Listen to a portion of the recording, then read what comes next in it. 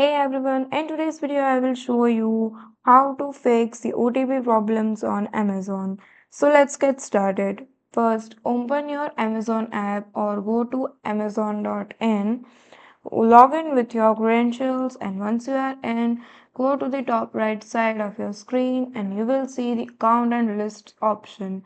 Just drop down the menu and choose your account.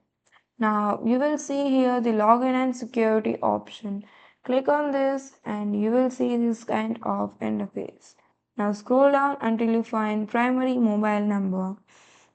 If you have changed your number recently or it's not working, click on the add and next to the mobile number, enter a working mobile number and follow the prompts to verify it.